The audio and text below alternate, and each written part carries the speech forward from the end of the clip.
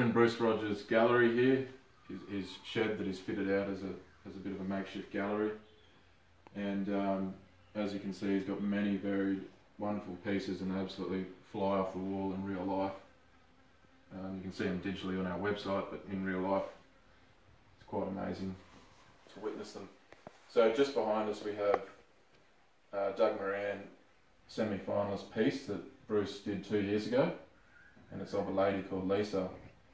Could you please give us a bit more background on this Doug Moran piece? Yes, Ranelagh have been an entrant in the Doug Moran National Portrait Prize since its inception in about 1986. I have entered since then. It used to be a biennial prize, and I've entered most occasions that it's been offered since that time.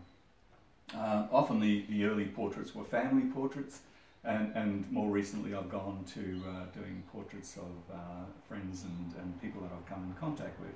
And as my work as a doctor, Lisa was a receptionist at the medical practice, and she kindly agreed to sit for a portrait to enter in the Doug Moran. She dressed up very nicely and made a very presentable picture for the Doug Moran, and I was successful to that extent that year. Yeah, the clarity in your paintings is quite phenomenal, really. This one I tried to make it as real to life as I possibly could.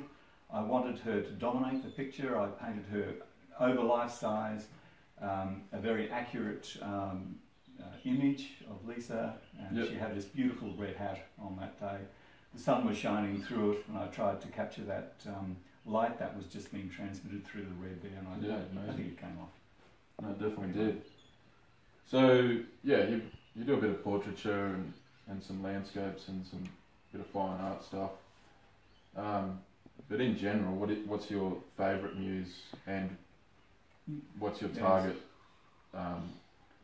features? The favourite types of paintings, I think, are the landscape paintings. What I try to do is pick an iconic landscape. I reinterpret it, basically. I add colour, I add drama, and change it to something that will give you an emotional connection with that particular piece. And this is what I try and do. I try and connect and have people connect emotionally with a work of art. Yep. And that emotion I try to make it a good one. Make it peace, tranquility. You can see most of your paintings are very happy and calm. I definitely do not like to do the sort of angry, aggressive pieces that you do see them in galleries and abstract art and it doesn't appeal quite to me. A few of our artists use those sort of dark and ominous colours to bring out those emotions in a positive manner, but you seem to not have any of that. So. More simple, I think, is my interpretation of the world. Yeah. And geez, take a look at that one, Charles. It's pretty amazing. That one of the kangaroos and the stripes. Very a little bit. That one was how would you explain that? An unusual one. It was inspired by when I was working overseas. I came in contact with Russian art. I worked in Moscow and St. Petersburg, and that's taken. It's similar. The inspiration is from a painting by Kandinsky, Vasily Kandinsky, and he did a picture of the Red Cavalry riding across a desert, and a bit like that. And so, in actual fact, I changed that to kangaroos, being an Australian, and I don't know, it just spoke to me at the time. I really just wanted to put that down. I don't do very Australiana and in a very minimalist manner, isn't it? Yes, I wanted to make that one simple. So, we're giving this interview a fairly good crack, aren't we? Absolutely.